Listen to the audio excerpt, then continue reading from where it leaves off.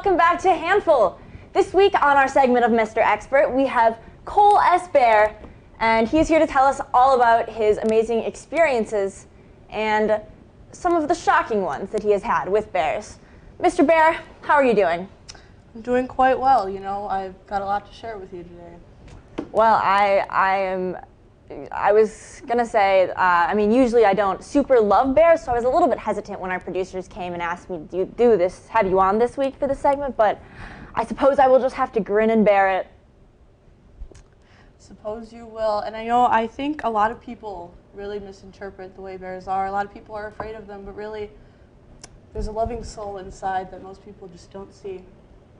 Very nice, very nice. Yeah, so we're here to talk about bears and more bears. You're all about bears. Look at all these bears. Gosh, wonderful. They're so beautiful. I love these creatures. Yeah, so first we have the brown bear up here, I believe. That is the technical term. Okay. See, I don't know much about bears, but I do have a basic zoology degree. So, you know, it's just the usual what everybody gets, so nothing special, but they're brown bears. Yes, because they're brown. I suppose that makes sense. So my first question when thinking about brown bears is, where do they live? Because, like, that one's in grass, but that one's not. Can they survive not in grass? Shockingly, they can survive not in grass. In fact, they do like to live in all sorts of different places. You know, just last week I had one in my house. Oh, that's really nice. Yeah. That's good. Didn't want to pay rent though, so he had to leave. But yeah, they like a bunch of different environments. So how do they do with stairs? They're actually quite good at stairs and climbing in general. Okay, cool. So they can like stay in my upstairs bedroom when they come over. Yeah. Okay, cool. I was kind of worried about that. Yeah, but thank you so much for answering that question. It's been really bothering me for weeks now. So we'll move on to our next bear here. I don't believe I know the name of this bear. Could you tell me about this bear? Yeah, so if you look at this bear, you'll notice that he has flowers in his mouth. And really, that has absolutely nothing to do with his name. I just wanted to point it out because look at the way he's holding Amazing. them. Yeah, thank you for pointing that out. Those flowers, it's really what makes the bear. The flowers make the bear. I know this might be a little hard to understand the reasoning behind, but this one is actually called a black bear. If you take a really hard look at it, you might see some hints of black, but I know, you gotta get real close. But they're really special because, do you see it? See, yeah. It really depends on the sunlight, you know, like if it's too dark outside, you know, you can't really tell. Sometimes they look a little purple, but. Yeah, it's a little pixely. Not too sure about this one, but I mean, you're the expert, so I guess, I mean, I believe you. It's hard to believe. Yeah, and these ones are really special. They're smaller than the brown bears, which makes them so much better for cuddling with, you know. You see one in the wild and you just bear hug. It's where the term comes from. That makes so much more sense. So yeah, that was actually my next question was, what should you do when you see them in the wild? Because I feel like there's a lot of controversial and like conflicting opinions and facts about what you should do when you see bears. So I would love to hear the expert opinion. There definitely are. You know, some people might say that like it's not safe and you should do all these different things to survive, but really they just want to be loved. They just want somebody to appreciate them. I mean, look at him. He's offering flowers to you. That's why he's pointing in this direction. They're for you. Oh. I know. So really, if you see them, I mean, sometimes I will admit the black bears can be a little more afraid, so you got to be a little quieter and more gentle, but they have a loving heart. They just want someone to show them that affection. So really just give them all you got. So just bear hug it all the way? Bear hug it all the way. Amazing. I'm so glad I've learned that now. Awesome. So if we move on to our next bear here, this one's a fun little guy, I think, or a big guy. It's kind of hard to tell because it's just like everything's the same color. Yes. These ones have the nickname of ghost bear because of that. They hide really well because everything around them is the same color as them. And green, right? Yeah. Because they're in the forest, right? Or is it grasslands? I can't ever remember. Kind of depends. There's kind of two different types. Oh, okay. And yeah. That's why I get them mixed up. Then. Yeah, but they really like the water, which is why there's some water there too. So, you know, it really depends. Some of them swim like really well. They like to go in all the lakes and things and really like to spend their time swimming and, you know, just what they do. It's their hobby. But yeah, they're really sweet. They, even more so than the black bears, these ones, especially with their kids. If you see the kids that these bears have, such beautiful creatures, and really like, they just invite you into their family, basically. It's just a loving, loving community. Very, very cool. Very amazing. So actually, I have a question here that was submitted by one of our viewers, by my good friend Chris. And he wants to know, because he and I had both heard this rumor, and then he really got curious about it and did some digging, and now we're just both thoroughly confused. But we heard, I'm not going to tell you the rumor, because I don't want to say anything about that. But the question that we have now is, where do they get their taxes done?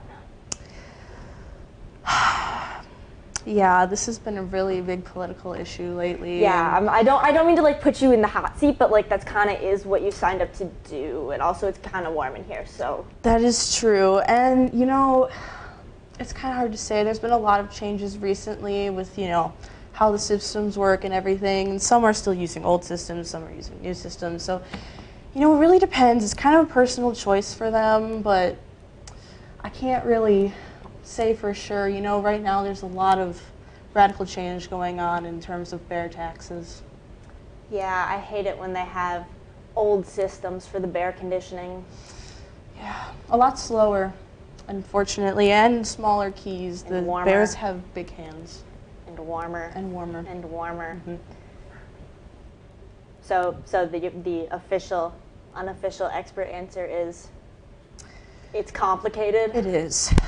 It's a very touchy and complicated subject, and we're putting in a lot of research on it right now, but as of right now, there's not really a stagnant answer.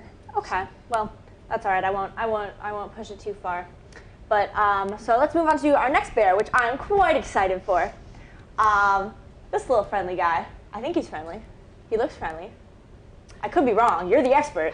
See, here's the thing. Oh no, please don't tell me he's not friendly. Is he gonna eat me?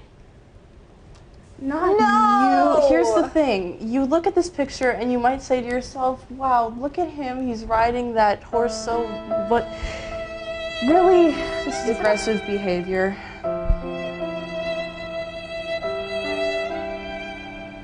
Unfortunately, I have to say. And you're lucky because you're bigger than him, but unfortunately, this is aggressive behavior that's being demonstrated in this picture. I don't even know what to say. I know. Can you tell me about some of the research that backs this up? Because I'm just so curious now. How in the world? Well, you know, bears are carnivorous animals, and you know they're so big that sometimes it's just the best way to capture prey is just to get on top of it. Well, have they tried just getting a new air conditioner? I don't think that's been suggested. I will be sure to let them know. Could you let them know? I will do my best. Okay, thank you. Also, if it works, I want the credit, please. Thank you. I will. You can talk to my producer about how to do that correctly. Sounds good. Yes. Great. We want correctly formatted citations here at TV10. So, moving on to our next bear. So I'm gonna try to use the skills that I've learned here and make a little prediction about what you're gonna say about this bear. So I'm seeing one. It's the brown bear, which was from 5 minutes ago, and I remember nothing about. 2, it's on top of its prey? Yes. Question mark. So rip. It's a bear. Yeah. It is a bear. But, you know, there's another bear in this image. Right there. You might have missed him, but... The little bear? The little bear. The little bear! Yeah, and actually here, the mother bear is teaching the baby bear how to get its prey. This is a hunting lesson. I have a lot of questions. I might have answers. How? What? Bear? Ooh. Do they say that? Sometimes. I don't think in these contexts it's not very intimidating, you know, but sometimes when they want those hugs from you, you know, it's just. Okay, so if we're going back to the bear hugs in the forest, is uwu a good and like politically correct way to approach them to get to, you know, communicate that you There would are like a couple to of hug? choices, yes, and it really depends on the region you're in. Okay, but okay. Yeah, that definitely is a good option. Ooh, what about I know this one's a little more controversial, but like the RAR XD.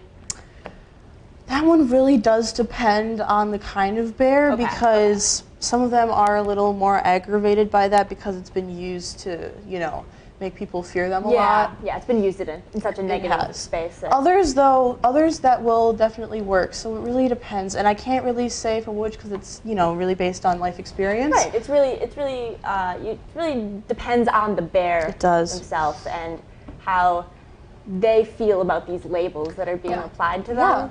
And just kind of, labels are hard for everyone and everything. Indeed. So I would say really just get to know the bear first before you use any potentially harmful labels with them. Okay. That's pretty good advice. Well, do you have any last, I believe this is our last bear. I don't think we have any more, but do you have any last closing comments or any follow-ups you wanted to say? Any disclaimers? I actually do. Okay. So actually right now we are experiencing a bit of a crisis. There is a lot of bear species that are getting endangered due to their lack of food. I don't know if you knew this, but a lot of bears enjoy eating lasagna. So actually my research and everything has proven that there's a lot of bears that are going hungry because of the lack of lasagna in the world. So actually what we're doing is right now we have this donation that we're doing, and there's actually a website. It's www.lasagnaforbears.gov. On the screen. And it would be really great if you could go and donate a lasagna to the bears so they can live long and happy lives. For sure. Thank you so much for telling us. Yeah, that's horrible. I'm just flabbergasted. My next question was going to be, how do we help them? And you gave us all the answers. Wow, I guess that's a lot to take in. These poor bears. I know. They just want their lasagna. They do. They're misunderstood. Hopefully that will help a lot of our bear crises, and we will make sure we get this out to all our viewers. So thank you all very much for watching Handful. Stay tuned for another segment, and we will be right back.